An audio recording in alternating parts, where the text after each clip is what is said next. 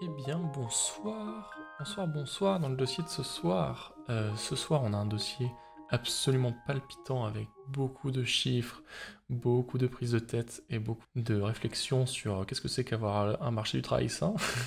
C'est le dossier que je voulais faire depuis un petit moment sur la recherche d'emploi en animation. C'est un sujet qui me concerne, qui concerne beaucoup de monde, parce que même si c'est le cinéma d'animation, c'est un domaine artistique, c'est aussi un domaine de travail et d'industrie. Et comme on le dit très souvent ici, il faut que l'industrie et le marché du travail fonctionnent bien pour qu'on ait des belles choses et des bons films. Voilà, je voulais vous parler un peu de ça, vous donner un peu des informations surtout sur la manière dont les choses se déroulent. Voilà, donc je voulais vous parler de la recherche d'emploi en animation. La recherche d'emploi en animation, c'est assez spécifique. J'ai fait ce dossier-là, on est début juillet. Je sais que c'est la période où il y a beaucoup de personnes qui sortent d'école, qui vont se remettre à chercher un boulot. Et c'est une entreprise que j'ai fait moi aussi de chercher longtemps pour un boulot, solliciter beaucoup de choses, de boîtes, essayer de comprendre comment faire les choses bien. Et voilà, je voulais un peu faire mon retour d'expérience moi sur la recherche d'emploi, donner un peu vraiment des clés très importantes.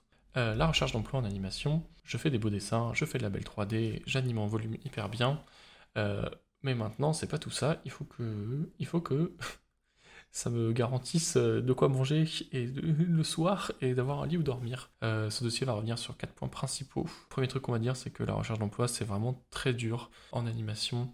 Les choses n'ont pas été faites professionnellement pour que chercher un emploi ce soit facile. On va dire que c'est pour le moins compliqué de comprendre où commencer, comment faire les choses, même si on a un gros milieu professionnel.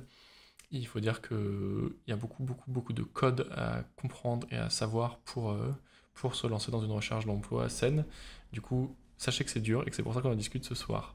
Les trucs sur lesquels on va revenir principalement, c'est il faut bien mettre en valeur son travail et le rendre accessible très facilement. Ça, c'est votre responsabilité personnelle en tant que travailleuse de l'animation.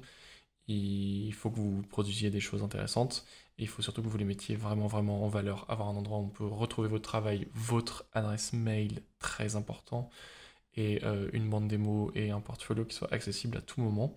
C'est votre responsabilité d'être d'être contactable facilement, qu'en 3 clics, la personne qui recrute puisse tomber sur votre travail. Donc vraiment retenez ça, il faut que le travail soit accessible, surtout accessible et bien mis en valeur. Pour la recherche d'emploi stricte, il faut absolument que vous sachiez quels canaux relayent les informations par rapport au boulot. C'est assez complexe, comme je disais en anime, parce qu'il n'y a pas de plateforme officielle. Il y a beaucoup de petits trucs qui sont mis en place, mais qui sont un peu brinque-ballant, qui sont un peu des trucs privés, qui sont un peu ce genre de choses. Donc moi, je vais vous donner tout ce que je connais et qui sont les gros trucs principaux sur où être abonné, quel compte suivre, dans quel groupe il faut être pour ne serait-ce que voir toutes les offres d'emploi qui se font, mais aussi comprendre un peu comment les studios sont en train de vivre, à quelle période ils recrutent, ce genre de choses. Ensuite, on va faire une petite partie sur les conditions de travail et comment travailler de manière bien, sereinement, posée et s'épanouir un peu dans le boulot. Et pour ça, il faut mettre des choses en place parce que comme ça, c'est pas facile. Et puis à la fin, je ferai un petit crochet par la partie plus psychologique et personnelle de la recherche d'emploi parce que ça peut être quelque chose qui dure très longtemps. Je voulais revenir sur des petites questions par rapport à ça. Du coup, on y dira surtout que faut vraiment persévérer et continuer à pas baisser les bras et continuer à avoir une recherche personnelle. Donc voilà, c'est un peu le TLDR de l'émission. Mes sources principales pour ce dossier, je ne l'ai pas créé tout seul, c'est un peu un agglomérat de plein d'informations que j'ai trouvées en ligne, mais je voulais y revenir ici à l'oral en dialogue avec vous pour en parler, mais principalement je vous recommande suite à ça d'aller lire l'article de Les intervalles sur le marché du travail qui date d'il y a un peu plus d'1 an, qui est vraiment très bien, qui revient sur les axes principaux de quelles sont les difficultés à trouver du travail en animation, quels sont les gros groupes, ce genre de choses, qui est très bien, j'y reviendrai pendant l'émission. Et plus professionnel, on a une grosse étude sur l'emploi dans le marché, l'emploi dans le film d'animation, qui avait été fait par Audience, la sécurité sociale des gens dans le cinéma, et Anime France, le gros groupe des entreprises d'animation en France. Partie 1, je vais faire un panorama de l'emploi en France.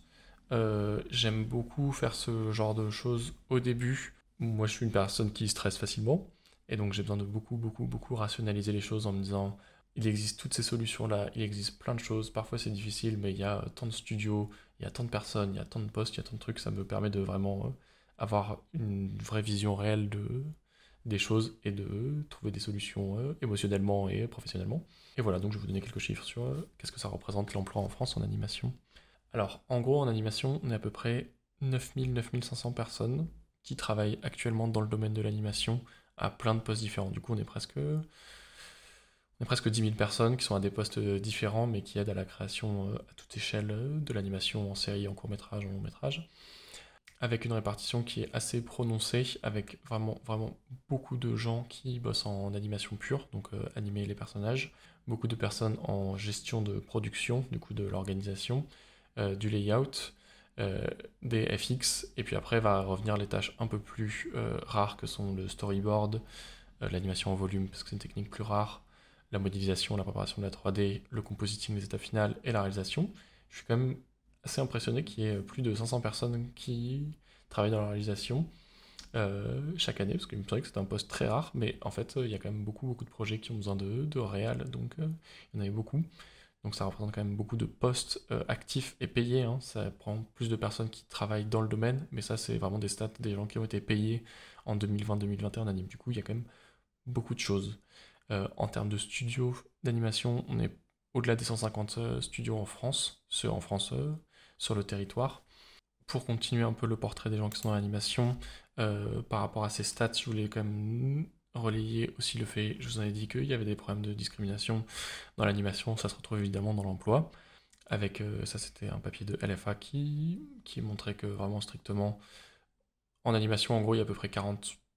Actuellement, on est à 40,3% de femmes qui sont dans les domaines. Du coup, il y a quand même moins de femmes qui travaillent en animation. Mais aussi, l'étude de LFA montrait aussi que c'était à des postes spécifiques, ce qui est quelque chose que malheureusement il y a de la discrimination, et plus on est des postes prisés, malheureusement plus il y a de discrimination. Voilà, donc c'est un milieu un peu plus masculin, mais on se rapproche doucement de la parité, les statistiques montrent une évolution légère, et voilà. Et aussi, on est un milieu où les personnes sont assez jeunes. Ce n'est pas une grande surprise vu la quantité d'écoles et de personnes intéressées et aussi par le domaine dans nos générations, mais aussi par les conditions de travail simplement. Mais voilà, il y a 60... Les trois quarts des gens en animation ont moins de 40 ans, pour une raison ou une autre que je ne vais pas élucider maintenant. Mais voilà, si on doit dresser un portrait type des personnes qui travaillent en animation, c'est plutôt des hommes jeunes euh, qui, euh, qui se lancent dans le milieu, et les postes principaux, c'est surtout de l'animation pure. Aussi, je voulais montrer ce petit graphe de la répartition des studios en France.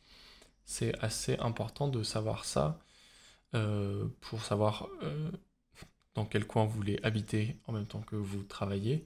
Il y a beaucoup, beaucoup, beaucoup de studios à Paris. Alors c'est beaucoup des studios de courts-métrages, de publicité, de petits visuels, des toutes petites entreprises, mais il y a aussi des grosses, grosses, grosses entreprises. Mais c'est vraiment, il y a plus de 50, je crois que c'est à peu près plus de 80 studios d'animation et d'effets visuels en Île-de-France. Mais les grosses régions, en fait, c'est les suivantes que vous pouvez voir ici. On peut faire un review en 2 secondes. Paris avec énormément, énormément de monde, tous les gros studios sont là. On a un grand pôle en Bretagne, notamment à Rennes et à Nantes, où il y a beaucoup de stop motion. Si vous descendez un petit peu, vous aurez Angoulême et Bordeaux, qui sont 2 villes où il y a beaucoup, beaucoup, beaucoup de studios, de séries principalement. Vous avez un petit studio à Strasbourg, je n'ai plus le nom ici. Vous avez quelques studios à Annecy, situés ici. Donc, tu nous as pas vu par exemple, mais quelques prods de 2D et de 3D. Vous avez des studios à Lyon aussi. Vous avez des studios ici, c'est plutôt Valence, avec la cartoucherie qui est le gros établissement local. Des studios à Marseille. Et après, vous avez Montpellier, Toulouse. Ah, je sais plus ici. Et je sais plus. Mais en gros, l'animation s'est beaucoup installée dans des grosses, grosses, grosses villes pour 2 raisons, parce qu'il y a plus de gens intéressés par la tech et l'animation dans les grosses villes, mais aussi parce qu'il y a des budgets régionaux qui sont donnés aux projets d'animation. Et certaines régions donnent plus d'argent et certaines régions ne donnent pas du tout d'argent. Et du coup, fatalement, il y a des régions qui sont des clairs déserts professionnels pour l'animation.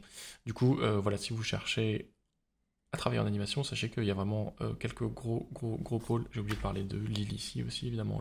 Lille avec Ankama, XBO, Supergroup Studio, qui font produisent beaucoup de séries. Et j'ai oublié aussi de parler des territoires outre-mer. À La Réunion, il y a quelques studios d'animation qui sont installés depuis quelques années, comme Gaoshan par exemple. Mais en territoire outre-mer, c'est le seul endroit où il y a de l'animation que j'ai pu trouver. Voilà, donc sachez que si vous voulez travailler en animation, soit vous travaillez dans ces villes-là et ces régions-là, soit il faut faire du télétravail, ce qui est possible aussi en freelance. Mais voilà, quand même, l'animation est très centralisée plutôt dans des grandes villes et dans des régions qui donnent des financements à l'animation. Euh, voilà, ça c'est un petit peu la répartition en termes de nombre de personnes qui travaillent. Donc voilà, ça c'est les gros pôles de l'animation spatialement en France. Et ensuite, je voulais faire un petit portrait aussi des entreprises. Je vous disais qu'à Paris, c'était beaucoup de petits studios visuels qui faisaient du visuel. En gros, il y a peu de très grosses entreprises d'animation. Il y en a quelques-unes très grosses comme, je crois, Timto, peut-être Fortiche, probablement Ankama, Illumination, ce genre de grosses entreprises. Mais généralement, les entreprises d'animation font, en grande majorité, ont moins de 50 personnes en même temps. Sachant que c'est aussi, comme les chiffres le montrent ici, il y a très peu de permanents d'animation. C'est des équipes qui tournent beaucoup. En gros, en termes de statut, on est beaucoup de personnes à être en CDDU. C'est des contrats à durée déterminée d'usage. C'est des petits contrats pas infinis, mais qui sont faciles à renouveler et qui correspondent bien à la manière dont on travaille en animation, c'est-à-dire des petites missions courtes pour faire certaines des parties. Mais voilà, sachez que on va parler plus tard de prendre contact avec les studios. Il y a beaucoup de petites entreprises qui n'ont pas beaucoup de personnes en permanent. Là, les chiffres que vous avez à l'écran pour les lire un peu, il y a très peu d'entreprises qui ont des permanents. Il y a par exemple 20% des entreprises qui n'ont pas de personnes qui sont là en permanence en CDI qui gèrent les trucs. Aussi beaucoup en fait parce que c'est des sociétés de production.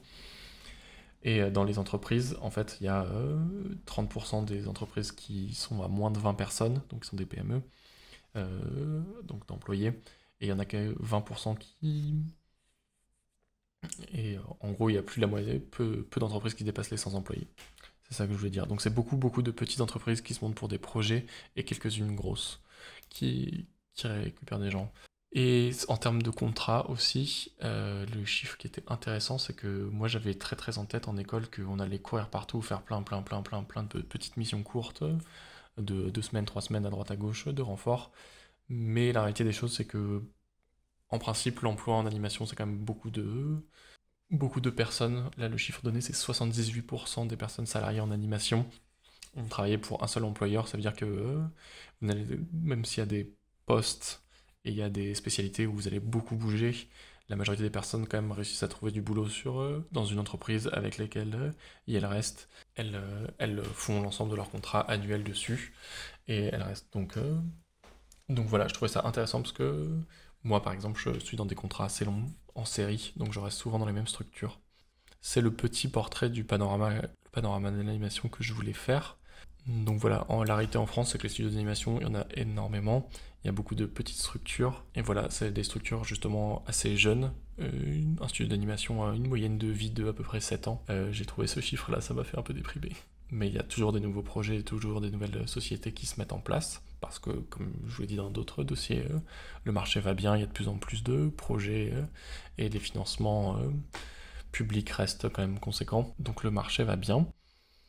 Mais voilà, plein de petites structures, et effectivement, en termes de démographie, on est quand même dans beaucoup de professionnels qui sont très jeunes, et un milieu qui est encore très masculin et qui n'a pas du tout atteint la parité. Ensuite, là je vous ai fait un petit portrait de à quoi ça ressemble le milieu de l'animation, les studios d'animation. Là on va faire la partie où je vous dis comment vous, personnellement et professionnellement, ce que vous pouvez préparer pour faciliter votre recherche d'emploi. Pour cela, je vais devoir commencer par mon profil personnel. Moi, j'ai fait 4 ans d'études en animation, et actuellement, je travaille depuis à peu près 1 an en tant que décorateur sur différents projets d'animation. Donc, je n'ai pas une expérience exhaustive de tous les postes, toutes les entreprises, toutes les manières de travailler, mais je voulais quand même profiter de de ma petite expérience pour donner des conseils à d'autres personnes. Ce stream, cette émission est principalement dédiée à des personnes qui commencent, qui n'ont pas forcément les codes, qui n'ont pas fait forcément des longues études ou qui projettent de faire des études. Ma parole est la parole d'une personne qui a eu quelques expériences professionnelles pour l'instant, mais je ne suis pas recruteur. Voilà, c'est ça que je veux dire, je suis sur le marché de l'emploi moi aussi.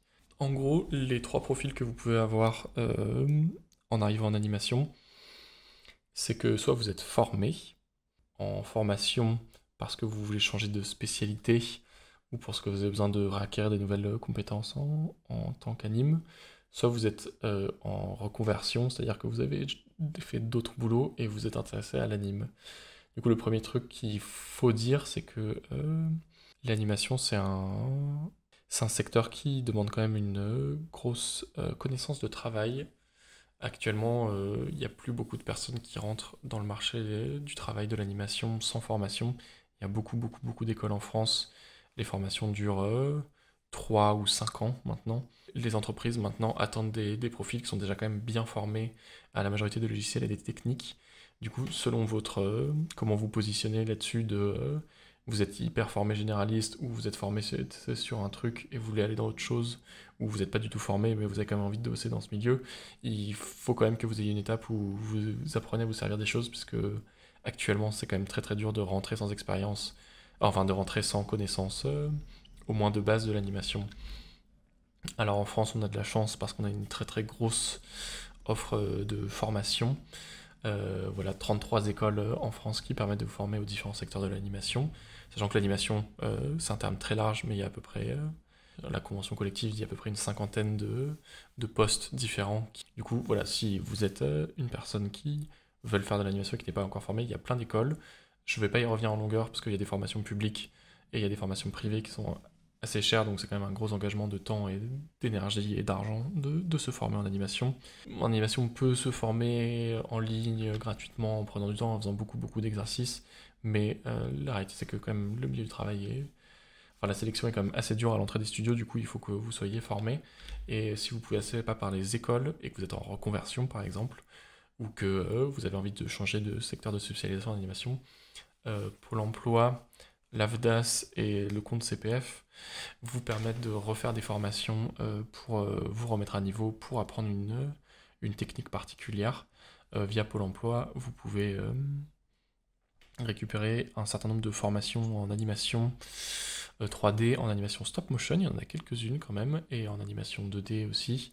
Généralement, je dis ça parce que les écoles ont tendance à former de manière très généraliste, mais on vous demande d'être très précis sur des compétences. Genre, il faut que vous soyez vraiment très bon en anime 2D réaliste pour rentrer sur telle prod, ou là, il faut que vous soyez hyper fort en rig 3D cartoon dans cette prod-là. Du coup, même si vous êtes formé, on passe quand même toujours du temps à continuer à se perfectionner, à apprendre de nouvelles choses.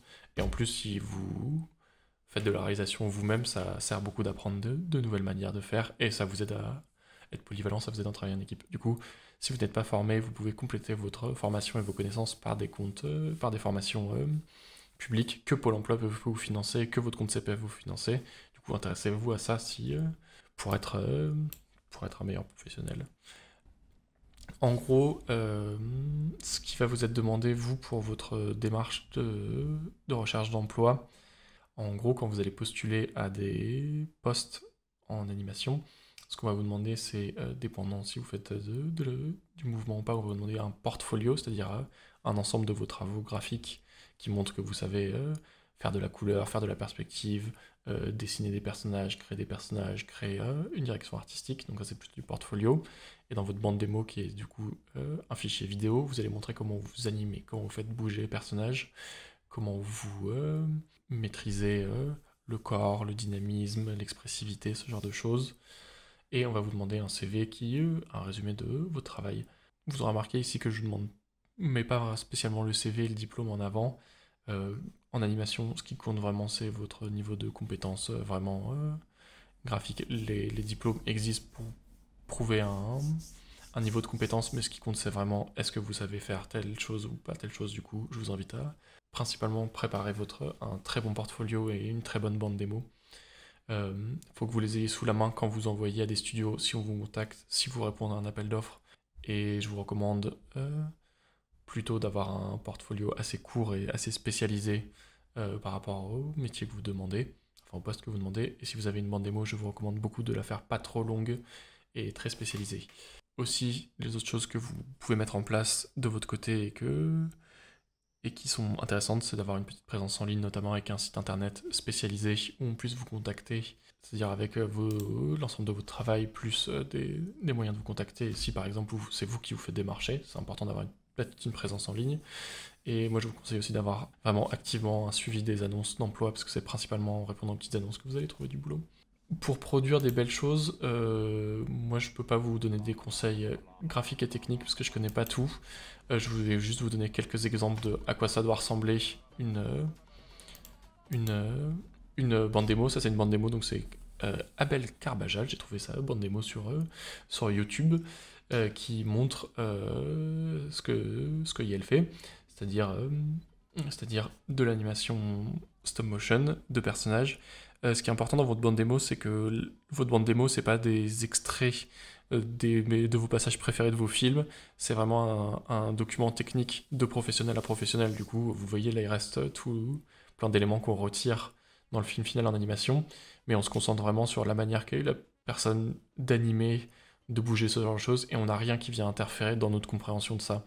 Ça, c'est vraiment important. Si vous faites de l'anime 3D, on n'a pas besoin d'avoir les super effets visuels. Si vous avez fait de l'anime 2D, on n'a pas besoin du compositing final. On veut vraiment l'animation trait, l'expressivité surtout. En fait, à partir du moment où vous envoyez une bande démo, c'est pas des gens qui vont vous dire c'est beau, c'est pas beau. Ils viennent vraiment chercher des compétences chez vous. Et du coup, il faut que votre bande démo reflète ça, quoi. Si vous voulez montrer l'animation de personnages, vous mettez que l'animation des personnages. Si vous montrez de l'anime de FX, vous montrez que l'anime de FX.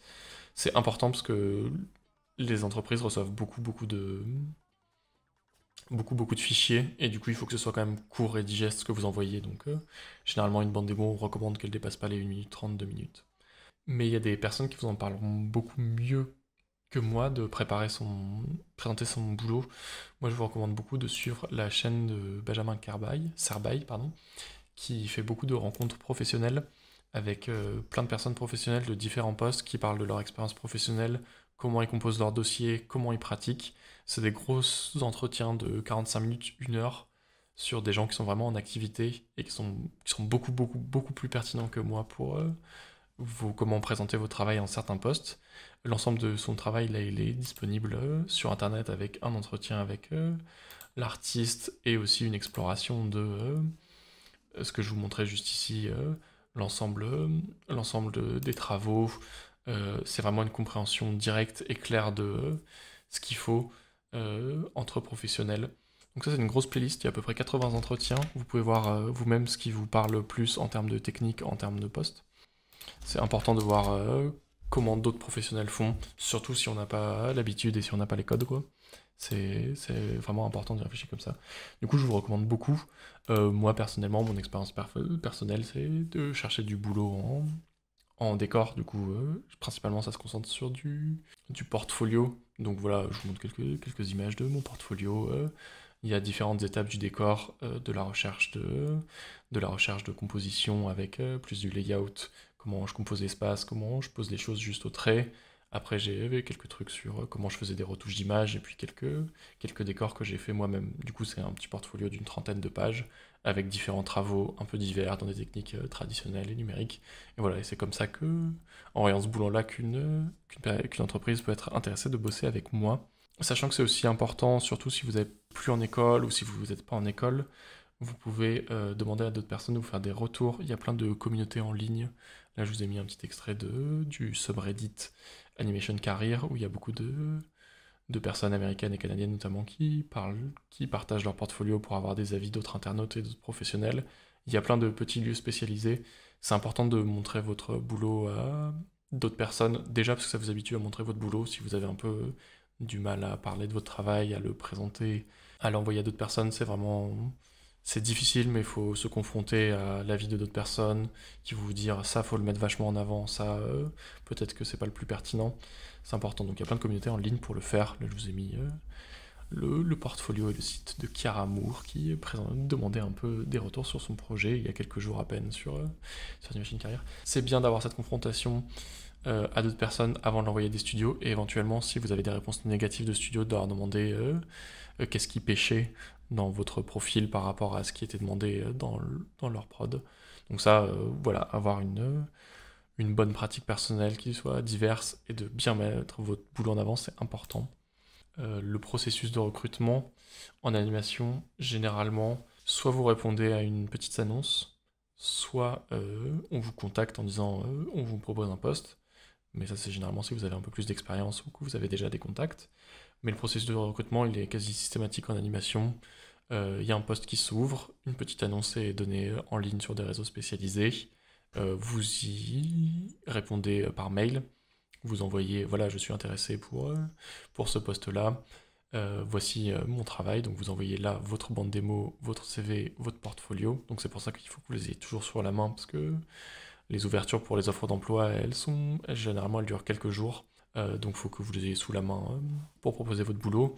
Il y a un premier processus de sélection de la part du studio et généralement des chefs de poste de l'endroit que vous demandez qui vont voir votre boulot et faire une petite sélection. Et généralement, cette petite sélection, ensuite, il va y avoir ce qu'on appelle un test. Un test, c'est globalement, vous faites une journée de travail. On vous dit de faire un plan, une animation, compositer quelque chose, riguer une partie d'un personnage ou ce genre de choses. Les tests, ils sont très courants en 2D, en 3D, en stop motion, j'avoue que je sais pas du tout comment ça se passe. Mais du coup, vous faites un test soit sur place dans l'entreprise, soit vous faites un test à distance. Généralement, ça dure une journée. Ça arrive que ce soit rémunéré, mais vraiment, c'est très rare. Et ce test est donné à l'entreprise qui va refaire une sélection par rapport à comment on apprécie ce que vous avez proposé. Et ensuite va être donnée une sélection des personnes qui sont prises de manière privée. Généralement, ce processus il peut durer un petit peu longtemps entre le moment où vous voyez l'annonce, vous répondez, il y a des échanges avec le studio, vous faites le test. Il peut y avoir, moi ça arrivait que ça dure assez longtemps, plusieurs semaines peut-être. Mais des fois ça peut être extrêmement rapide normalement. Généralement s'ils ont besoin de quelqu'un en urgence en renfort, ça peut être vraiment très rapide. Donc voilà, ça c'est le processus de recrutement type. Ce qu'il faut retenir dans présenter son travail, c'est que il faut faire des choses variées. Il faut que tout votre boulot reflète votre maîtrise de votre spécialité, qu'il soit accessible et disponible, et ensuite le processus de sélection, ça passe par le test. Donc ça, c'est tout le truc que vous pouvez faire personnellement, c'est continuer à entretenir votre travail, et tout ça. La partie suivante, et probablement la partie qui va le plus vous intéresser, c'est la partie vraiment recherche d'emploi. La chose qu'il faut que vous reteniez vraiment sur la recherche d'emploi, c'est qu'il faut que vous soyez assez active dans votre suivi, parce que les offres d'annonces passent assez rapidement. Pôle emploi ne donne absolument aucune annonce, en fait. Globalement, il faut être sur des réseaux privés pour suivre les demandes et les appels d'offres des studios.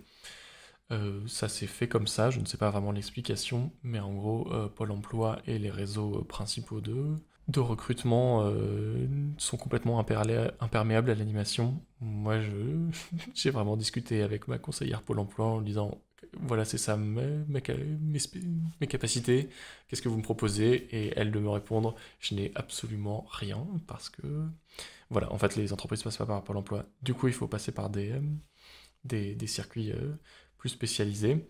Et ces circuits-là, on met un petit peu de temps à comprendre où ils sont.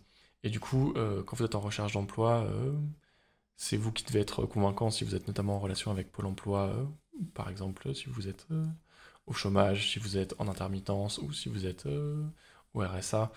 C'est important de pouvoir expliquer à Pôle emploi que vous faites vraiment une recherche active, que vous répondez à des appels d'offres, mais que c'est juste ça passe pas par eux. Ça peut être important. Moi, c'est quelque chose qui m'est arrivé. En termes de recherche d'emploi, il y a 3 choses. J'ai séparé ça en 3 parties. Les candidatures spontanées, les réponses aux annonces et la mise en place d'un petit réseau. Les candidatures spontanées, c'est vraiment une technique hyper difficile.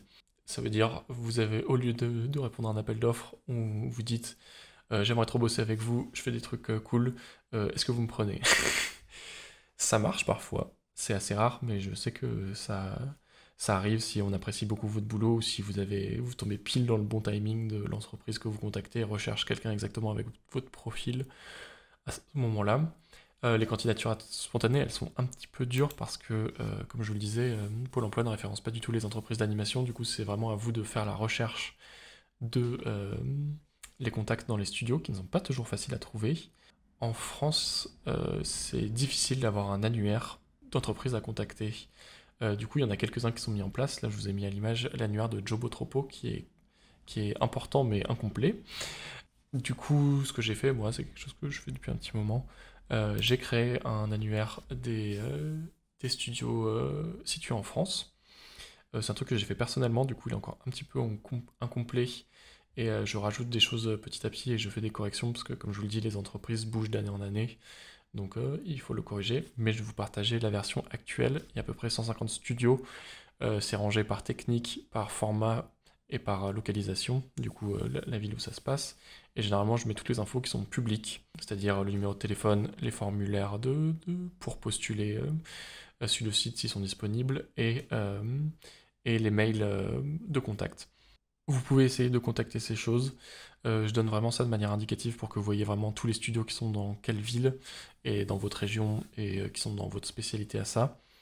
Moi, je l'ai composé en mélangeant l'annuaire de l'AFCA, qui est l'Agence française du cinéma d'animation, à une partie des entreprises partenaires spécialisées dans le cinéma d'animation. J'ai aussi repris les entreprises référencées par Audience, qui est la sécurité sociale, aussi les entreprises référencées par Jobotropo, qui est une des plateformes d'offres d'emploi actuelles, et un gros listing international de Chris Main, qui référence tous les studios mondiaux, cette fois-ci, donc qui est extrêmement long.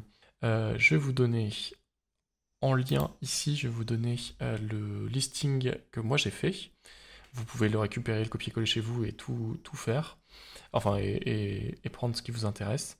La manière dont je l'ai conçu, c'est vraiment que c'est un annuaire, faut pas spammer les entreprises, parce que c'est la pire chose que vous pouvez avoir d'envoyer des mails écrits à la va-vite à des entreprises.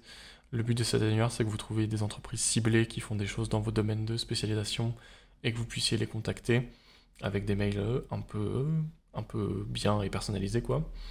Voilà, je vous laisse en faire bon usage. J'espère que ça vous sera utile. Mais voilà, il y a aussi beaucoup de petites notes en bas de cette liste avec d'autres liens de choses dont je vais parler dans ce stream. Mais c'est plein de ressources pour vous aider à contacter des entreprises et trouver un emploi. La candidature spontanée, cependant, c'est pas quelque chose de très efficace parce que les entreprises, elles recrutent à des moments extrêmement précis quand elles ont un besoin. Et du coup, il y a quand même 90% de chances que vous contactiez une boîte mail pas très utilisée à une période où la prod a besoin de rien. Il y a aussi beaucoup de studios qui sont pas actifs toute l'année parce qu'ils font juste 1 ou 2 projets dans l'année. Du coup, ça ne sert pas à grand chose de les spammer. C'est plus pour de la prise de contact et où vous cherchez les entreprises qui vous intéressent pour suivre directement ce que les entreprises que vous avez choisies et qui vous intéressent font. N'allez pas mettre ça dans un IA ou un programme qui envoie des mails là-dessus, parce que sinon, moi, je serais bien embêté. Voilà, candidature spontanée, un peu difficile, mais il y a des annuaires qui existent pour trouver les entreprises qui pourraient vous intéresser et être intéressées par votre boulot. Moi, si vous ne devez retenir qu'une chose de ce stream, c'est les liens que je vais vous donner dans cette partie-là, les offres d'emploi public, puisque c'est la partie qui est la plus dure quand vous n'êtes pas du milieu, c'est de mettre en place ça. Alors en gros, ça c'est toutes les manières d'être au courant qu'une entreprise recherche.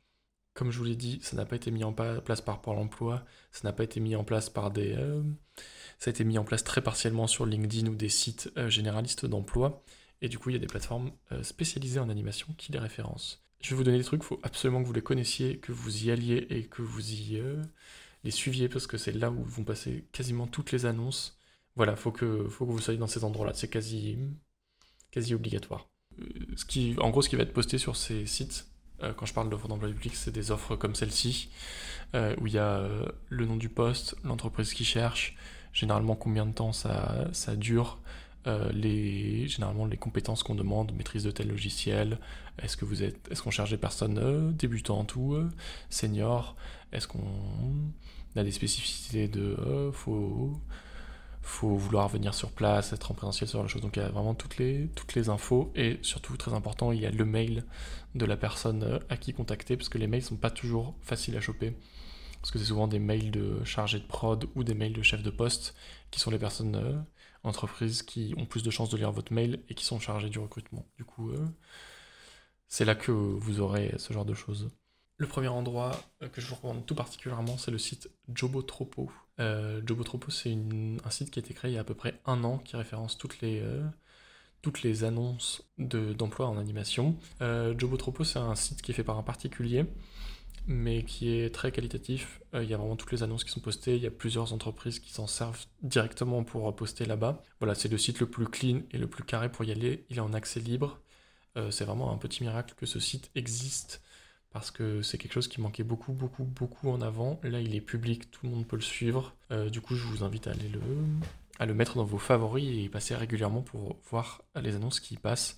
À chaque fois, il y a le mail de contact et la demande de l'entreprise et la spécificité du poste. Du coup, Jobotropo, mettez-le dans votre petit sac. Les 2 endroits importants aussi pour les offres d'emploi, c'est sur Facebook. Malheureusement, comme je vous le disais, ça passe par des groupes semi-privés qui relayent, ou des entreprises, mais parfois aussi des particuliers relayent des offres d'emploi.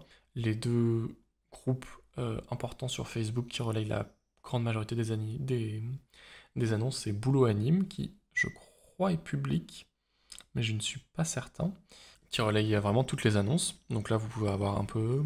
Et ce deuxième site qui s'appelle, ce deuxième groupe, qui lui est un groupe privé, j'en suis certain, qui s'appelle Je bosse dans l'animation et le jeu vidéo, qui est un groupe privé, et du coup il faut qu'il y ait une personne qui soit déjà du milieu qui vous coopte, qui vous recommande en disant est-ce qu'on peut intégrer cette personne professionnelle pour qu'elle puisse suivre les choses. Et Je bosse dans l'animation et le jeu vidéo, c'est un groupe qui a plusieurs années et qui a vraiment, vraiment, vraiment tout, parce qu'il a été très très mis en place. Alors c'est un peu compliqué parce que c'est un particulier du coup qui gère de manière privée dans un groupe fermé l'accès à beaucoup beaucoup d'offres d'emploi. C'est un peu compliqué, mais bon, ça s'est mis en place comme ça, et du coup, n'hésitez pas à demander dans votre entourage si quelqu'un peut vous mettre dessus, parce qu'il y a beaucoup beaucoup d'annonces qui passent par là aussi. Du coup, je bosse dans l'animation et le jeu vidéo. Le troisième endroit où vous pouvez avoir beaucoup d'offres qui sont internationales, c'est le lien que je vais vous mettre dans le chat actuellement. C'est ce fameux logiciel international qui référence toutes les offres d'emploi. C'est un truc qui est automatisé cette fois-ci, c'est pas fait par ça a été créé le système a été créé par un particulier, mais qui en gros fait automatiquement scanne toutes les annonces qu'il y a à international, Madrid, Santa Cruz, Bremen, Chichester. Du coup, c'est vraiment des annonces partout dans le monde, et les met avec le lien de l'annonce ou le site. Donc ça, c'est vraiment le tout venant. Il y en a 90% qui vont pas vous intéresser, sauf si vous arrivez à bosser en télétravail et à l'international, mais vraiment si vous voulez être sur tous les coups, passez par là. Sachant que certaines annonces françaises, comme elles passent par des groupes Facebook et des PNG postés par des comptes de particuliers, elles ne sont pas là-dessus. Du coup, vous avez quand même plus. C'est intéressant d'être abonné à toutes les choses dont je vous parle ici, parce que chaque groupe n'a pas forcément la même chose. Animation, VFX, Game Industry, Job Posting, vous pouvez y aller maintenant également. Et les 2 autres groupes dont je voulais quand même parler, c'est aussi 2 groupes Facebook. C'est une plateforme qui est sur Facebook, mais qui a aussi un site et qui est sur Instagram, qui s'appelle Unlimited Jobs, qui, même chose, relaye plein d'offres d'emploi.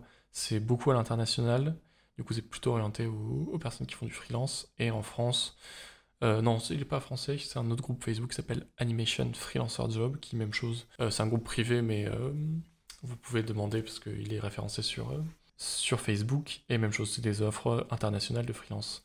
Alors j'en ai pas parlé, mais il y a une petite distinction en animation. On peut travailler en studio en tant qu'employé, mais on est en situation de salariat. Mais il y a aussi une autre manière de travailler qui s'appelle le freelance, où vous êtes prestataire en fait. Vous n'êtes pas en situation de salarié, on vous demande de faire une tâche ou un truc en animation, et vous êtes payé. Généralement, le freelance, c'est des missions plus courtes, c'est censé être mieux payé, et c'est très orienté à l'international, et généralement, ça vous demande de bosser chez vous, donc d'avoir tout votre matériel, tous vos logiciels, et pouvoir être disponible très rapidement. C'est généralement des petits trucs de renfort, ou des entreprises qui bossent beaucoup en dématérialisé et à distance.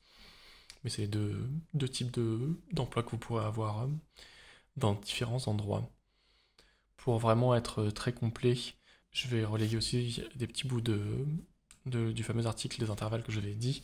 Des autres endroits où vous pouvez trouver du boulot, c'est l'AFJV, c'est l'agence française du jeu vidéo, qui, même chose, reposte beaucoup de toutes les offres d'emploi dans le jeu vidéo français. Il y a plein de compétences qu'on n'apprend pas en anime qui sont demandées pour beaucoup de postes, mais par exemple de l'animation, du décor, des FX, c'est des choses que vous pouvez, ou si par exemple en 3D vous faites de la modélisation ou vous maîtrisez Blender ou Unity, il y a plein d'offres d'emploi qui sont en jeu vidéo, qui a un autre régime tout à fait, mais qui sont quand même de l'emploi en animation, que vous pouvez aller consulter là-bas, le site est vraiment bien fait. Et si vous êtes spécialisé droit 3D, il y a le site 3D VF qui relaye pas mal d'offres d'emploi. J'y suis allé il y a quelques jours et je crois qu'ils ne le font plus, mais je le mets quand même ici parce que j'ai pas eu le temps de faire la recherche jusqu'au bout.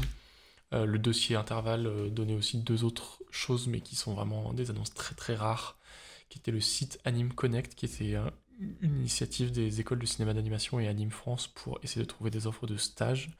Mais je crois que c'est un peu moribond, j'ai pas pu y aller parce que je suis plus étudiant. Et aussi le site Profil Culture, qui relayait aussi des annonces d'emploi, mais plutôt en cinéma généraliste, et que l'article des intervalles critiquait pas mal en disant que, à part quelques projets très rares, genre généralement ça peut être des trucs institutionnels, genre des musées ou des initiatives locales, passent par ça, mais généralement aucun gros studio d'animation ne passe par Profil Culture. Et aussi, je m'en veux de vous dire ça, mais peut-être que si vous êtes en galère, ça peut valoir le coup de vous créer un compte LinkedIn.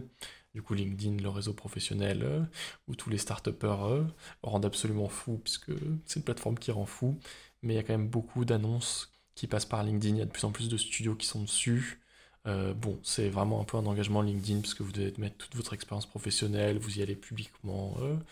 Des fois, il faut faire des échanges avec les studios, et c'est un peu cringe. Mais beaucoup de studios sont là-dessus, beaucoup de studios postent des annonces dessus. Mais de la même manière que LinkedIn, vous pouvez vous en servir un peu de la même manière que Facebook. Vous pouvez vous abonner directement aux pages des studios qui vous intéressent, parce que c'est là que vont être relayées les offres d'emploi en premier. Voilà, c'est tout pour les offres d'emploi. Je voulais quand même apporter quelques précisions. Donc les offres d'emploi, c'est la majorité des nouveaux postes qui s'ouvrent, mais c'est un peu insuffisant parce que en fait, il y a beaucoup d'offres d'emploi qui n'atteignent jamais les réseaux sociaux parce qu'elles sont remplies avant qu'on recherche. C'est-à-dire que si un studio a une demande, avant de faire une annonce publique qui va faire que le studio reçoit 200 mails et profils, souvent on va recruter quelqu'un qu'on a déjà recruté, avec qui on a déjà travaillé, ou on va demander de faire des petites annonces dans les cercles privés de est-ce que vous connaissez quelqu'un qui est fort en ça, quelqu'un qui sait faire ça.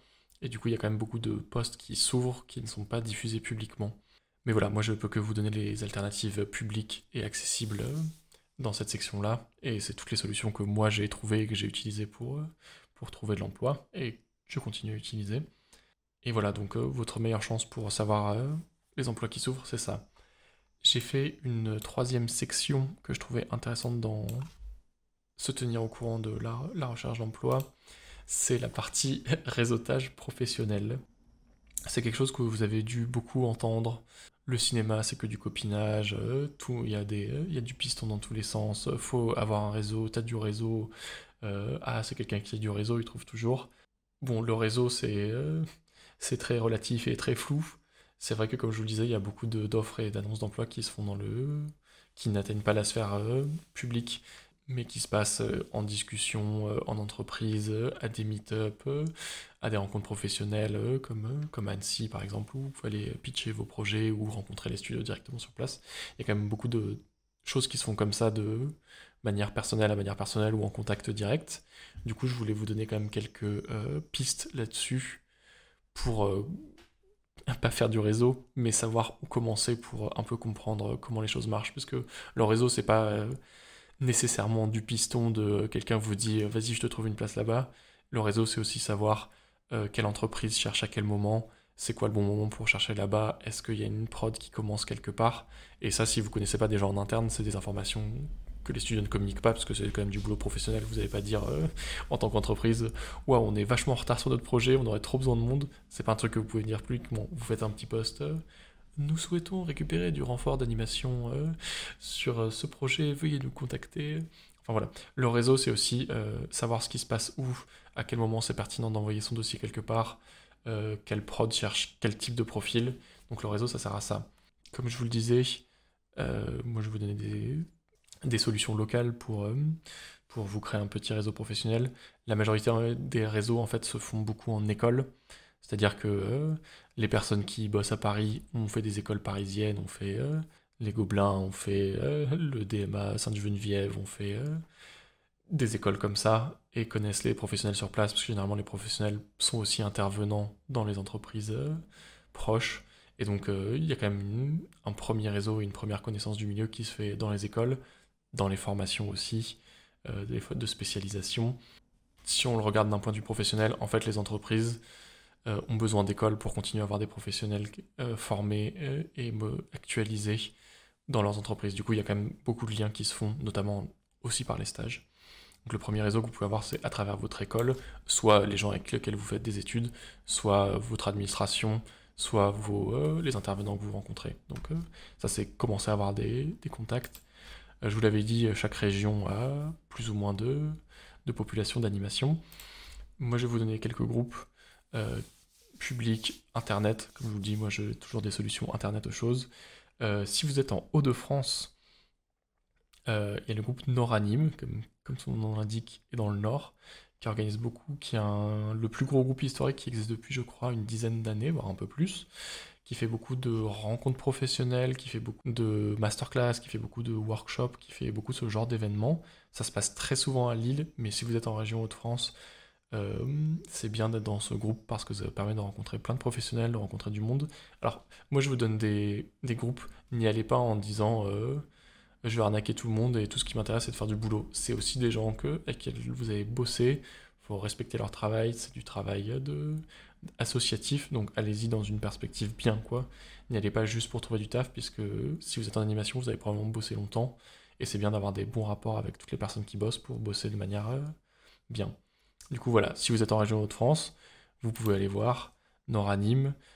Par contraste, depuis 2 ans, il y a un autre groupe qui s'est créé pour les Bouches-du-Rhône, surtout Marseille, qui s'appelle Sudanime, qui fait la même chose, des rencontres, des projections, des cours de modèles vivants ensemble. Voilà, c'est des endroits, c'est des lieux de rencontre en ligne, mais aussi en réel, si vous êtes dans la région. Du coup, vous êtes dans le sud, Sudanime. Si vous êtes en région Auvergne-Rhône-Alpes, donc Annecy, Lyon et Valence, il y a un nouveau groupe qui est né là il y a à peu près 6 mois, qui s'appelle Team Anime Aura pour Auvergne-Rhône-Alpes, qui a un site internet, qui a un groupe Facebook, qui est sur Instagram, qui a un groupe Discord aussi de rencontres. Alors ça n'est tout juste, mais il y a des offres d'emploi spécialisées, des rencontres, des ateliers, même chose, vous pouvez rencontrer d'autres personnes en études, d'autres personnes professionnelles là-dedans, du coup ça peut être... il y a l'équivalent à Angoulême, le collectif CA16 pour la région fait souvent des rencontres professionnelles. C'est un truc un peu plus local, c'est un peu moins pro, c'est plus prendre contact entre des gens, faire des séances de modèles vivants et quelques retours d'expérience.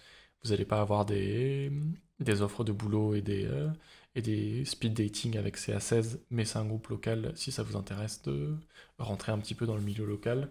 C'est des gens avec qui j'ai pu... moi j'ai assisté à plusieurs réunions de CA16 et c'est vraiment des gens sympas, donc je vous recommande d'y jeter un œil si vous ne savez pas par quel bout commencer. Petite intervention du Léopold du Futur pour vous dire aussi que à Paris, en Ile-de-France et à Montpellier, il y a aussi des rencontres qui se font par un groupe Facebook qui s'appelle BYOA, enfin BYOA, pour Bring Your Own Animation, qui est un groupe Facebook qui existe depuis quelques années, qui permet de faire des rencontres mensuelles ou bimensuelles avec d'autres professionnels du milieu, et aussi qui est un espace pour poser des petites questions sur les bonnes pratiques, ce genre de choses. Du coup, si vous êtes en Ile-de-France, allez voir ça. Et puis à échelle nationale, plutôt orienté pour de la réalisation ou de la direction de projet, vous avez 2 grosses assos qui sont l'AFCA, l'Association française du cinéma d'animation, qui est le partenaire un peu plus institutionnel, qui relaye beaucoup d'offres d'emploi, plutôt de réalisation, d'appels à projets, de réal pour faire des films, pour faire des courts-métrages, mais qui fait des choses intéressantes, et qui est une assoce qui, pour le coup, a un coût d'admission, il me semble, mais qui est même chose historique, qui existe depuis une 10-15 d'années. Et un peu plus récent, vous avez aussi l'AGRAF, les auteurs groupés de l'animation française. Du coup, même chose qui est un groupe plus pour certains postes précis comme scénariste, réalisateuriste et auteuriste graphique. Du coup, qui est vraiment un groupe spécialisé si vous voulez faire de la DA et de la réal. Même chose qui fait des événements de speed dating, on rencontre des gens, voilà. Moi, dans ce dossier, je vais pas trop adresser les problèmes spécifiques à la réalisation et à la direction de projet, parce que comme on l'a vu, c'est à peu près 7-8% du marché de l'emploi à la réalisation, et c'est vraiment un circuit qui est très particulier de monter un projet ou travailler sur un projet, c'est pas du tout la même chose, donc c'est pas quelque chose que je vais adresser trop ici. Je ferai une émission spécialisée sur le sujet, si ça vous intéresse, c'est à vous de me le dire. Pour conclure cette partie recherche d'emploi, voilà, c'est toutes les choses que vous pouvez mettre en place actuellement, que vous soyez en études, que vous soyez en découverte du milieu, ou tout ça, si vous voulez trouver du boulot, c'est plein de petites choses que vous pouvez faire et mettre en place qui vont vraiment vous faciliter la vie dans votre recherche de taf, quoi. Savoir qui cherche, quand, rencontrer des gens qui sont dans les mêmes problématiques que vous, de chercher du boulot, chercher des bonnes structures, chercher des projets intéressants, ça se fait par les groupes de rencontres. Éventuellement, il y a cet annuaire pour savoir qu'est-ce qui se passe à côté de chez vous. Les gros studios ont tendance à faire beaucoup de communication autour de leur boulot, donc on sait qu'ils existent, les studios historiques, mais il y a beaucoup de petits studios qui ne cherchent pas forcément, mais qui sont toujours intéressés par des nouveaux profils, par des personnes qui débutent pour lancer des projets. Donc voilà, ça c'est le gros panorama de... enfin, comment être active dans le fait de se tenir au courant des boulots qui s'offrent. J'espère que c'était clair. Partie 3. Je vous ai dit comment vous préparer à rechercher un emploi, je vous ai dit par où chercher un emploi, et je voulais faire une petite section sur travailler correctement, travailler en paix, travailler dans de bonnes conditions. C'est quelque chose qu'on sous-estime un peu en animation parce que on est dans ce truc de métier passion, on fait ce qu'on aime, on est tellement heureux de bosser sur ce projet de notre enfance, on est tellement content de bosser avec d'autres personnes hyper talentueuses que parfois on oublie un peu que c'est un boulot, vous devez fournir des choses, vous devez travailler, vous pouvez vous faire virer, vous pouvez être mal payé, vous pouvez avoir des mauvaises expériences professionnelles. Et du coup, je voulais vous donner quelques ressources pour, si vous êtes en activité en ce moment ou si vous allez en entrer en activité, de savoir qu'il y a des choses qui existent pour bien pratiquer. Parce que moi, c'est pas quelque chose qui m'est arrivé personnellement, mais il y a beaucoup de personnes qui ont des mauvaises expériences de premier stage, de premier boulot, où toutes les entreprises, malheureusement, n'ont pas une culture du travail positive et saine. C'est pas que aux États-Unis où Universal écrase ses employés pour sortir des beaux films, puis les vire après. En France aussi, peut y avoir des projets qui sont mal gérés, qui sont mal budgétés, et ça se répercute sur les employés. Donc voilà, je voulais vous donner sans être pessimiste, je voulais aussi donner des trucs pour que vous soyez protégés dans comment vous travaillez, et puis quelques chiffres aussi pour vous repérer là-dedans. Comme on est un milieu du travail quand même important, je vous avais dit environ 9000 salariés, 9000 personnes qui travaillent dans le milieu, on a deux syndicats qui nous représentent. En France, on a la CGT SPIAC, qui est la branche cinéma et intermittente du spectacle, qui nous gère, qui essaie de se battre pour qu'on soit mieux payé, qu'on ait moins enfin que la loi concrètement nous protège mieux dans notre pratique du travail. Et l'autre syndicat qu'on a, c'est la SNT-PCT, qui est le syndicat national des techniciens et travailleurs de la production cinématographique et de télévision. Je vous le disais, on est 9000 personnes à travailler en France en animation. On se raccroche plus généralement au milieu du cinéma général et encore au-dessus au milieu de la culture. Du coup, nos syndicats, c'est ceux-là. Faut savoir que notamment les syndicats, ils font un truc très important, c'est qu'ils vous aident si vous avez des problèmes dans votre boulot, si vous avez des difficultés ou si on vous vire de manière illégale. Bref, si vous avez des problèmes au boulot, les syndicats peuvent vous aider là-dedans. Si vous êtes syndiqué, vous êtes un peu mieux protégé. Et c'est aussi notamment les syndicats qui se battent pour qu'on ait des salaires bien. Donc il faut parler salaire, il faut parler thune. En gros, ce qui existe en animation, comme dans beaucoup de métiers, il y a ce qu'on appelle des minima sociaux. C'est le salaire minimum que vous payez une entreprise pour votre travail. Alors cette grille des salaires des minima sociaux, elle existe, elle est publique et chaque année elle est éditée. Ça, c'est les tarifs que je vous mets à l'écran, c'est les minimums, c'est le minimum qu'on doit vous payer si on vous emploie à un poste donné. Votre poste, il sera dans les offres d'emploi. Sachant qu'il y a quelques petits trucs à savoir, c'est que généralement on est payé en journalier.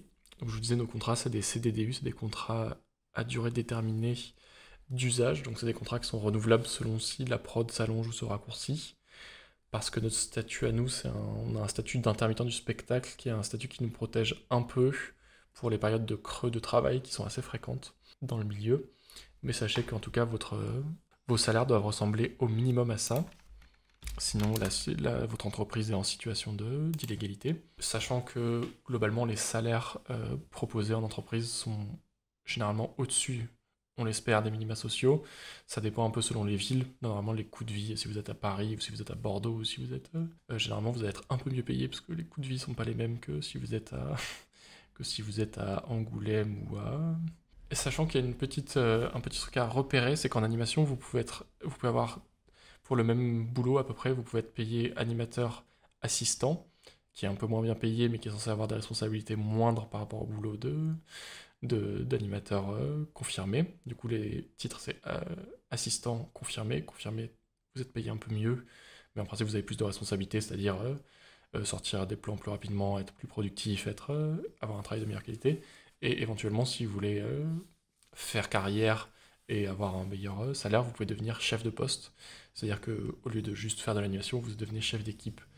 Et puis après, si vous voulez faire carrière, bah, ça dépend de vos ambitions personnelles. Est-ce que vous voulez devenir réal? Est-ce que vous voulez devenir directeur artistique? Est-ce que vous voulez devenir...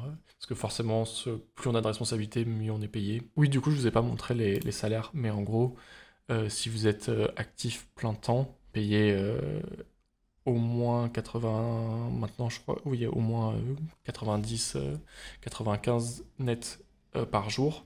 Donc si vous travaillez aux 22 jours du mois, vous avez un salaire, le salaire de base en animation, on commence autour des 1700, 1800. Ce qui peut augmenter si vous avez bien négocié votre contrat ou ce genre de choses.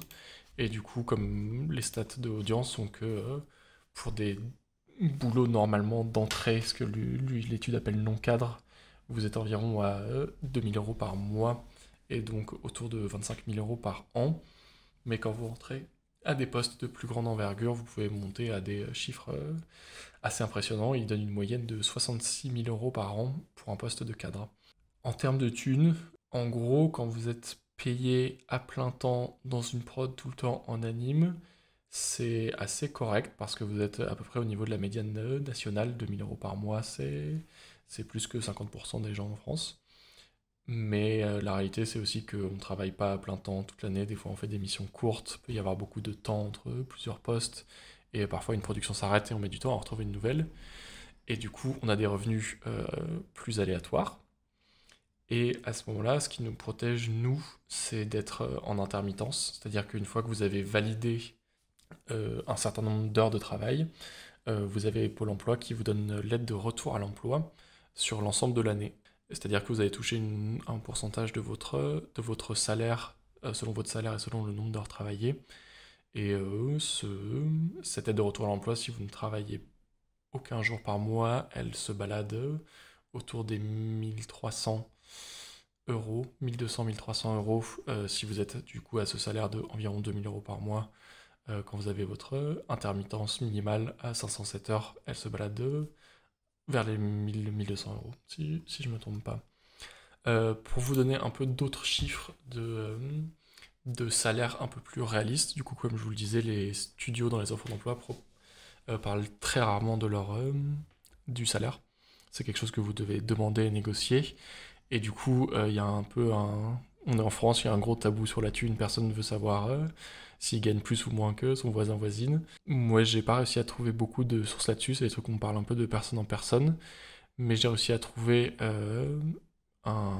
plusieurs documents étrangers qui relayaient des offres d'emploi françaises. Du coup, je vais vous le donner ici, avant que vous fonciez dessus, savoir combien on gagne quand on travaille dans telle prod. Je vous donne un petit bémol, c'est que c'est des témoignages anonymes, donc ils peuvent être faux pour X ou Y raison, mais aussi c'est relayé par des gros groupes américains notamment, donc c'est peut-être des salaires de personnes américaines qui travaillent à distance en France. C'est des chiffres à utiliser vraiment, vraiment avec des pincettes, mais c'est juste que comme ça n'existe pas, j'ai dû en composer moi-même. Les deux sources que j'ai utilisées pour ça, c'est un sondage qui avait été relayé par Salty Animators, qui est un compte qui parle beaucoup de malversation et de problèmes de production en anime, notamment aux États-Unis, et un autre sondage qui avait été fait par le subreddit VFX, donc des gens spécialisés dans les effets spéciaux et d'animation, qui, même chose, avaient fait un petit sondage sur les conditions de travail, combien on était payé, selon quel poste et dans quelle entreprise. C'est très indicatif, mais au moins ça vous donne un peu un ordre d'idée de ce que vous pouvez faire. Le but étant évidemment que tout le monde sache combien est payé pour savoir qu'est-ce qui est abusif ou pas, et que tout le monde puisse avoir un revenu bien. Voilà. Alors, les chiffres que je voulais vous donner. Même chose, ne vous en servez pas pour négocier des trucs, c'est à titre indicatif. Je ne m'engage pas sur ces chiffres, je ne fais que les relayer. Donc voilà, ça c'est un peu les salaires pour que vous puissiez bien mettre en valeur votre travail. Comme je vous l'ai dit, c'est ces deux syndicats qui nous aident. Et quand on arrive au bout de d'un certain emploi, on obtient l'intermittence. À l'intermittence, c'est un statut un peu particulier, comme je vous l'ai dit, quand vous commencez à travailler en animation, vous commencez à accumuler des heures. Quand vous atteignez 507 heures ou son équivalent sans cachet, donc si vous êtes payé à la tâche plutôt qu'au nombre d'heures, quand vous attendez 507 heures, vous pouvez bénéficier de l'aide de retour à l'emploi de Pôle emploi, donc des indemnisations publiques, et vous pouvez en profiter en même temps que vous avez un nouvel emploi. En gros, théoriquement, c'est censé combler les trous des moments où vous bossez pas, parce que c'est un statut qui est partagé avec beaucoup d'autres métiers du cinéma et du spectacle. Alors nous en animation, c'est des bureaux, on est souvent en bureau à travailler 7 heures par jour, donc les 507 heures à temps plein, 35 heures semaine, vous y arrivez au bout de 3 mois et demi. Une fois que vous avez lancé votre intermittence pour l'année, vous avez une année suivante pour refaire ces 507 heures. Et pendant cette année, vous êtes protégé, et vous avez 20 jours non travaillés par mois qui sont compensés par Pôle emploi. C'est-à-dire que si vous travaillez tous vos jours de votre mois, Pôle emploi vous donne rien, mais si vous travaillez que quelques jours, Pôle emploi compense le reste, et ça vous permet d'avoir un revenu semi-fixe. Le système de l'intermittence, il est quand même très très galère, et du coup je vais vous relayer le guide de Antoine David qui a fait un long BD explicatif sur comment fonctionne tout ça. Ça peut être très stressant au début de comprendre comment ça, et généralement les personnes à Pôle emploi, ça leur fait un peu peur quand vous leur dites que vous êtes intermittent du spectacle. Du coup, c'est bien de tout bien comprendre avant de faire vos démarches pour pas faire de bêtises. Il est disponible sur les intervalles, il est disponible sur Reka, il est disponible sur Facebook et sur le profil Instagram de Le Coin du Bulleur, la personne qui l'a fait. Voilà. Les autres endroits, quelques autres trucs que je voulais citer aussi pour bien bosser. Il y a plusieurs groupes qui existent pour aider à améliorer le milieu du travail en animation. Et il y en a beaucoup qui font beaucoup de travail. Je vous parle très souvent des intervalles qui est vraiment très fort là-dedans pour donner des chiffres et des statistiques pour aider à faire de la sensibilisation. Un autre groupe que je relaye un peu moins, c'est Les Femmes s'animent, qui aident justement des auteuristes à prendre des postes à responsabilité en faisant un programme de mentorat qui vous permet d'avoir du suivi sur vos projets de séries, courts-métrages, longs-métrages, et d'essayer de les porter à bout. Donc c'est un petit programme de soutien qui est mis en place chaque année pour aider à avoir une meilleure parité dans le milieu. Comme je vous le disais, seulement 40% du milieu de l'animation sont des femmes, et quand vous montez dans la réalisation, ça baisse énormément, donc il faut qu'il y ait ce genre d'initiative. Et je voulais aussi noter qu'il y a pas mal de groupes privés ou publics de discussion autour des conditions de travail qui existent. Je relaye souvent le travail de Décolonisons l'animation, qui est un groupe en non-mixité de personnes racisées, qui parle de qu'est-ce que c'est qu'être une personne racisée en France dans le milieu du travail de l'animation. Est-ce qu'on subit des discriminations? Réponse oui. Est-ce que nos projets sont moins relayés? Réponse oui.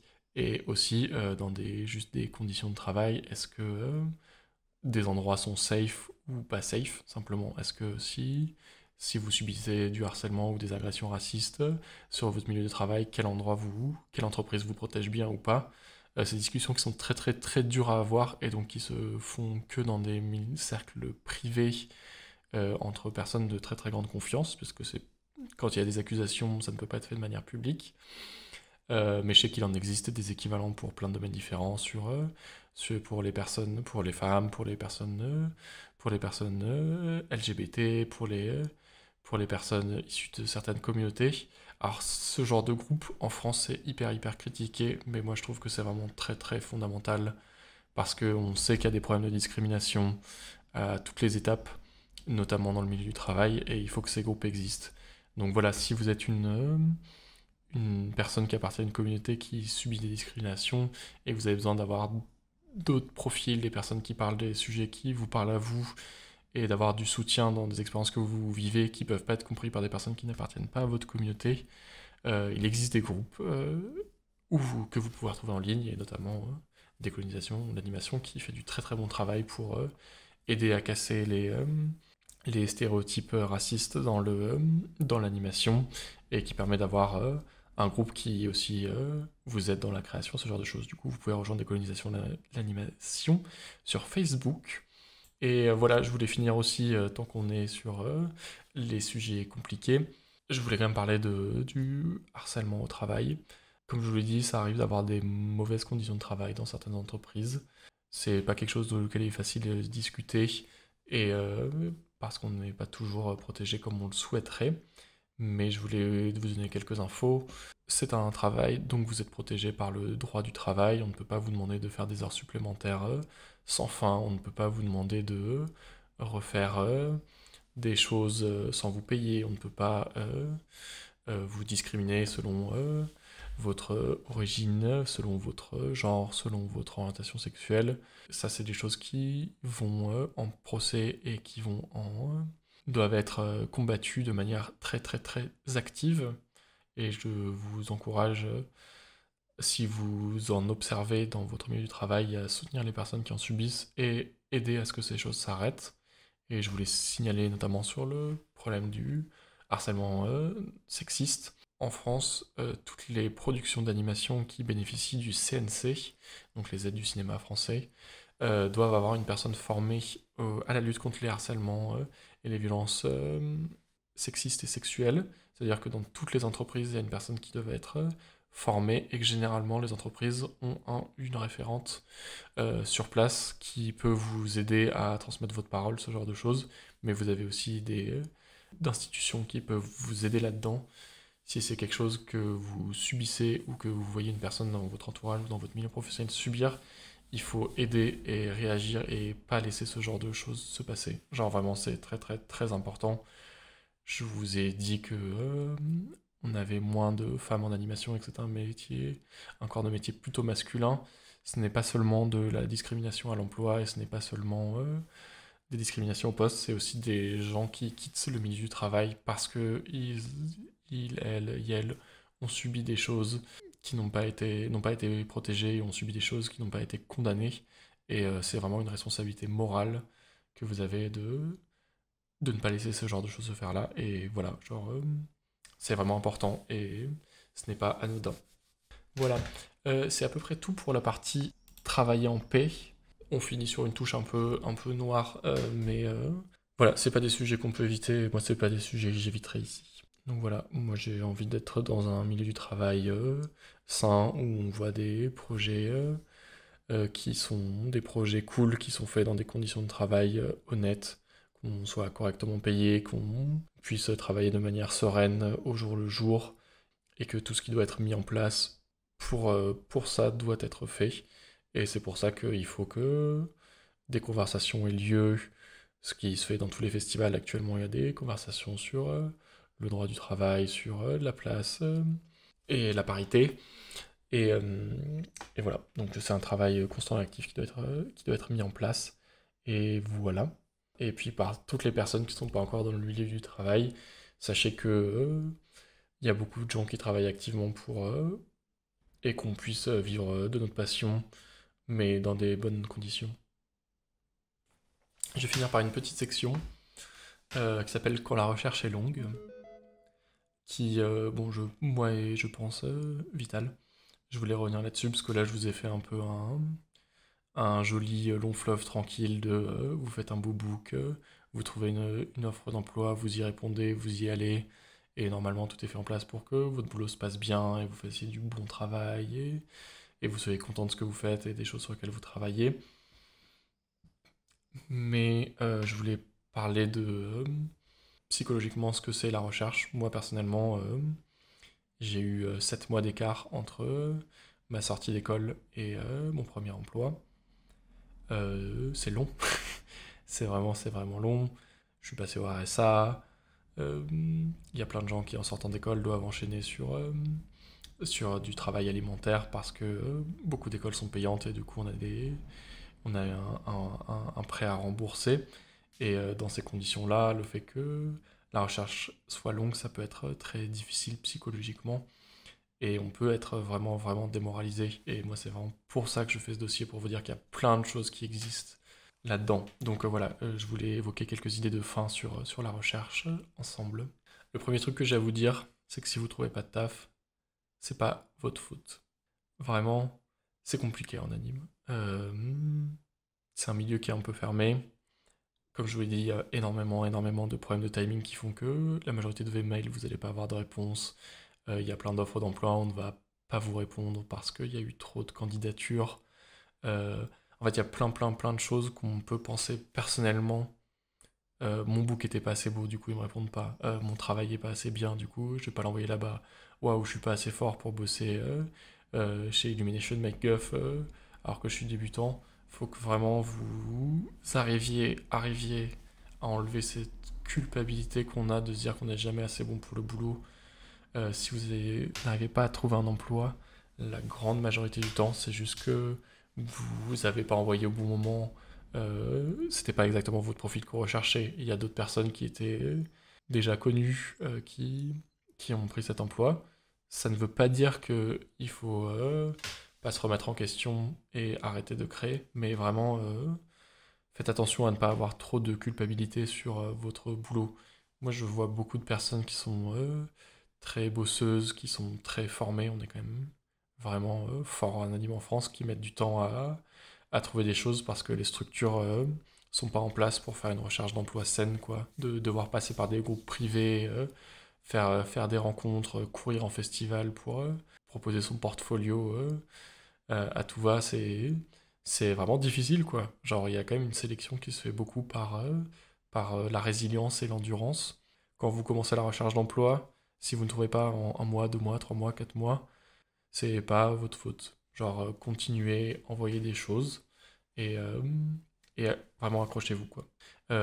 L'idée que je voulais donner après ça, c'est que pendant que vous faites votre recherche, et même si vous avez d'autres activités, si vous avez d'autres boulots à côté, il faut vraiment continuer à pratiquer. En gros, c'est important de pas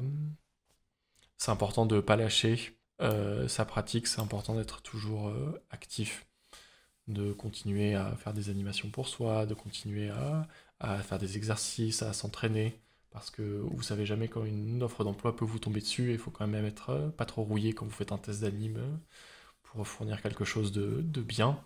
Et puis, il faut continuer à pratiquer pour soi aussi pour pas oublier que votre boulot, ce n'est pas qu'une bande démo qui se résume à 1 minute. Votre boulot, c'est quelque chose, votre art, c'est quelque chose de complexe, qui doit être riche. Il faut continuer à faire des choses pour soi, il faut continuer à faire des choses aussi pour les autres, participer à des choses. C'est important que vous continuez à faire des choses, quoi. C'est pas parce que vous avez un petit diplôme d'animation ou même que vous avez eu votre premier emploi ou vos premiers emplois que vous n'avez pas encore des choses à apprendre. Le cinéma d'animation, c'est extrêmement riche en termes de technique, en termes de ton, en termes d'ambition, en termes de différents postes à connaître. Donc, lâchez pas, continuez à faire des choses, vraiment. Dans la continuité, je vous l'ai dit, si vous sentez que de votre côté, vous avez un manque de connaissances sur tel ou tel domaine ou quelque chose qui vous échappe ou si vous avez envie de vous former à un autre poste parce que votre poste actuel ne vous intéresse moins ou plus, il y a plein de formations. C'est important, notamment, je vous ai dit que c'est beaucoup de personnes jeunes qui rencontrent dans l'animation. C'est aussi un milieu qui est vraiment en changement constant, notamment de style visuel et de logiciels utilisés. Et du coup, il faut souvent avoir de la formation continue, c'est-à-dire tous les 4 5 ans, vous apprenez le nouveau logiciel ou la nouvelle manière de travailler qui va être le plus utilisée en prod. Sur les 15 dernières années en 2D, on est passé de prod faite sur Animate à une grosse période TV Paint, puis maintenant on est à fond sur Toon Boom, et là commence à y avoir des prods qui font du Blender 2D. Voilà, il y a plein de formations, il faut continuer à être curieux, curieuse, et voir les opportunités proposées par les comptes formation, Pôle emploi et l'AFDAS pour apprendre à faire des nouvelles choses. Et puis même personnellement, ça peut être intéressant de faire des nouvelles choses et de découvrir d'autres approches. Un petit truc que je voulais dire aussi, c'était ça peut être intéressant quand vous travaillez en animation de bien vous spécialiser. Alors pour faire un film, il faut plein de métiers différents, mais dans le métier, on vous demande vraiment de connaître quelque chose sur le bout des doigts, d'être vraiment très très fort dans un domaine particulier, une technique particulière. Et voilà, et ces domaines, il n'y a pas autant de place dans chacun des domaines. C'est pas pour vous dire de absolument abandonner le matte painting et de vous mettre à fond dans l'animation. Ce que je veux vous dire, c'est que c'est bien d'avoir une spécialisation qui vous caractérise et que vous pouvez développer à fond. Parce que ça peut être. Il y a des gens qui aiment beaucoup être dans la polyvalence et il y a des gens qui aiment être beaucoup dans hyper fort sur certains projets. La stop motion, la peinture animée, le papier découpé, par exemple, c'est des techniques très rares, mais qui demandent quand même des énormes compétences. Et du coup, dans ces domaines-là, il faut être vraiment fort dans ce qu'on fait. Vous le verrez aussi dans votre recherche d'emploi, vous allez voir qu'il y a beaucoup les mêmes spécialisations qui ressortent souvent, qui sont recherchées par les studios, puisque toutes les écoles forment globalement à l'animation, le board et le layout, en gros. Mais il y a beaucoup de postes très pointus qui sont souvent recherchés par les entreprises. Du coup, si vous voulez vous spécialiser techniquement dans quelque chose, il y a des domaines qui sont hyper recherchés, qui sont le rig, qui sont l'éclairage, qui sont le compositing, qui sont la gestion de production. Et ça, c'est des postes qui vraiment sont souvent en demande parce que les formations sont beaucoup plus rares et existent moins. Et du coup, c'est des postes qui sont souvent recherchés. Orienter sa spécialisation, ça veut dire si vous faites quelque chose, faites-le à fond. Genre, si vous faites de la stop-mo, soyez hyper fort en stop-mo. Donc voilà, il faut cultiver sa spécificité. Petite section sur stage ou pas stage. C'est une grande question en animation. Accepter un stage à la place d'une offre d'emploi. C'est comme ça que je le présente. Normalement, dans vos études, vous aurez vous avez du temps pour faire des stages. Et on va parfois vous en demander d'en faire un pour valider votre diplôme ou dans la suite de votre formation. Pour les stages, il faut savoir que après la fin de l'année scolaire, c'est-à-dire votre année scolaire finit là actuellement en juin-juillet, vous avez jusqu'à la fin de l'année administrative, c'est-à-dire jusqu'à décembre pour faire des stages avec votre statut d'étudiant-étudiante. Donc ça peut être un premier contact avec le boulot. Faut faire attention avec les stages parce que pas toujours des bonnes pratiques en stage. Ça peut arriver qu'en dessous de 40 jours de travail, on n'est pas obligé de vous payer en stage, donc il y a beaucoup de stages qui sont non rémunérés, ce qui est un peu compliqué. Il y a beaucoup de stages où on vous demande d'avoir un travail et des quotas professionnels, alors que vous avez une rémunération stagiaire, ce qui est un peu compliqué aussi.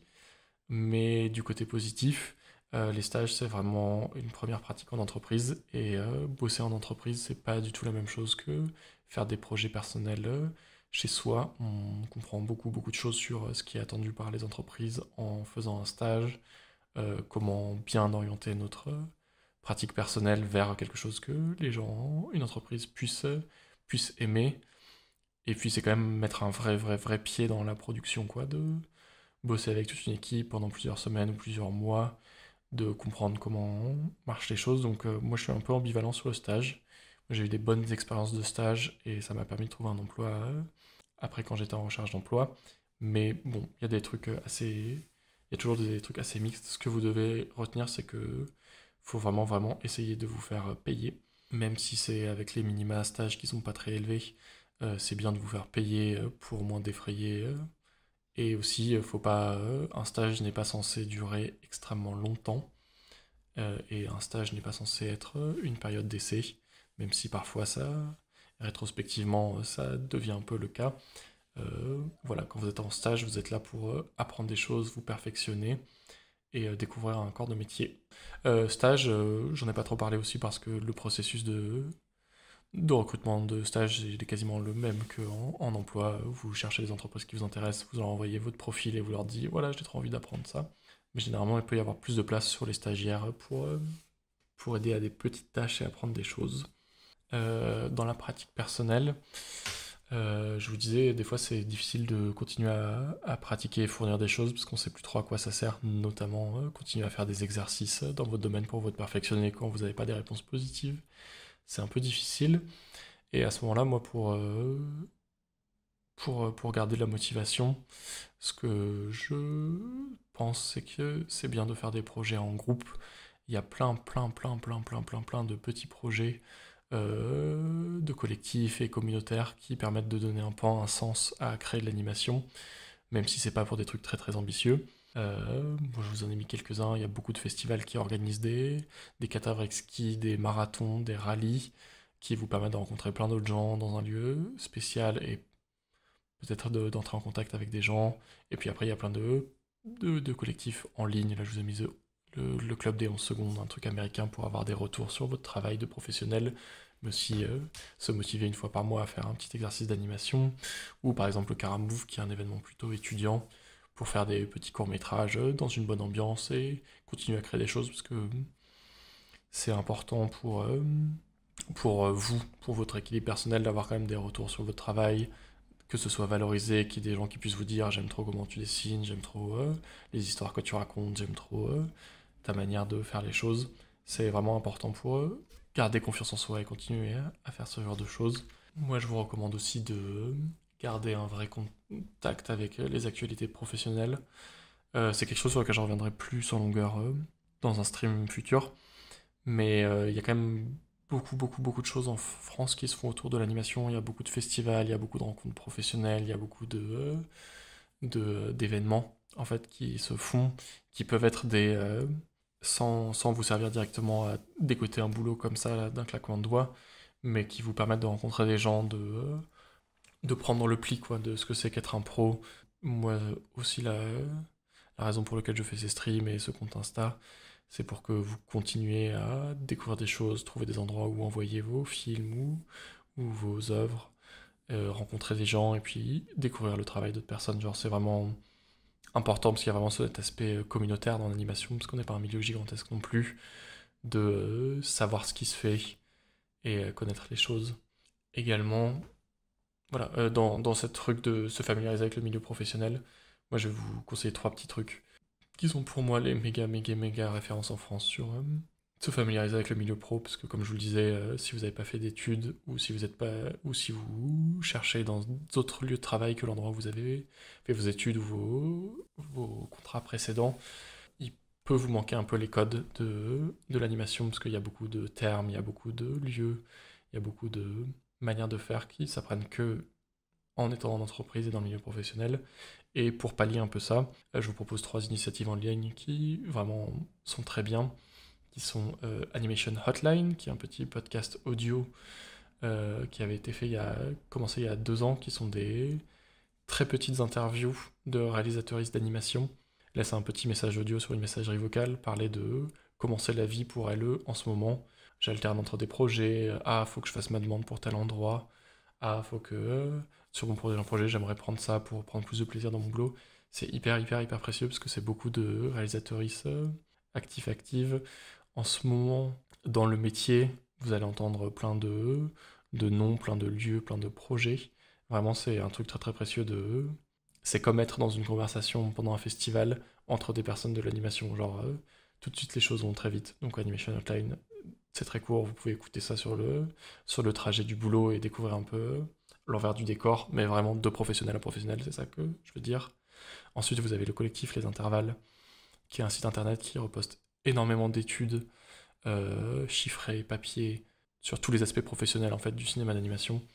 Le milieu du travail, les grosses sorties et ce que ça implique de manière professionnelle, le gros dossier que je vous ai recommandé au début sur les conditions de travail et la recherche d'emploi. Les intervalles, c'est vraiment très bien. Je n'arrêterai de le recommander ici parce que ça pose les vraies questions que doit se poser en ce moment le milieu.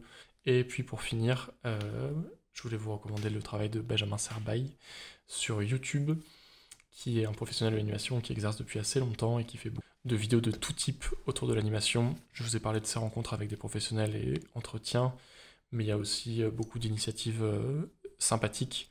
Il fait des retours sur les bandes démo des gens, il organise des petits concours pour les personnes qui débutent, il donne des infos, des interviews, il parle de sa pratique personnelle, et c'est vraiment très accessible. c'est fait dans un vrai bon esprit et ça peut vous permettre de cerner un peu comment l'animation est en France. Du coup, je vous recommande vraiment ces 3 trucs-là pour compléter ce que moi je vous ai donné ce soir, comprendre ce genre de choses.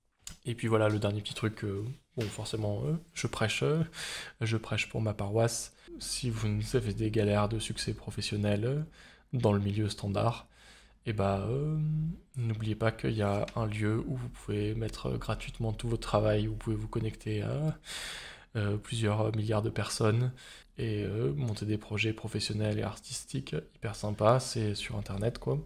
Ça peut être difficile de montrer son boulot et ça peut être difficile d'avoir cette période quand on commence sur internet, d'avoir aucun retour sur ce qu'on fait.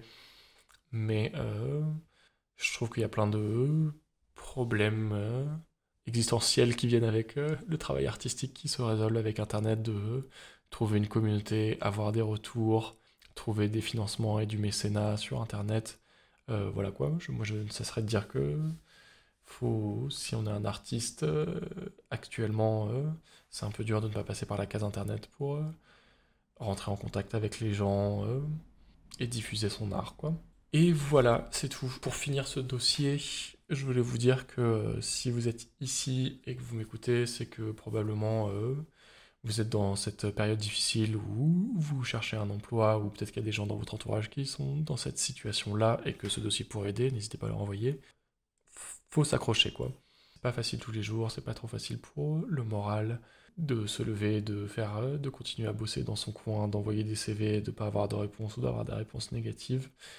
Mais moi, ce que je peux vous dire, c'est qu'une fois qu'on commence à avoir mis le pied dans l'animation, c'est quand même un milieu qui est assez familial. Il y a plein de gens ultra passionnés, une solidarité quand même qui se fait à plein de niveaux, qui est importante. Le premier emploi ne résout pas tous les problèmes que vous aurez, mais ayez foi en ce que vous faites et en votre talent, et continuez à faire des choses et continuez à essayer de bosser avec et pour d'autres personnes, c'est ça qui est important.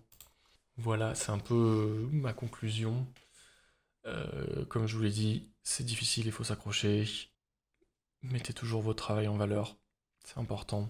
Faire des belles choses et que beaucoup de gens savent qui a fait ces belles choses et les voient et puissent remonter jusqu'à vous. Faut avoir une veille active de suivi des offres d'emploi et des deadlines professionnelles d'envoi de dossiers, d'appel à projets, parce que c'est comme ça que vous trouverez de l'emploi ou des lieux où développer vos projets. Et voilà, il faut aussi pas oublier de se politiser à un moment, quoi.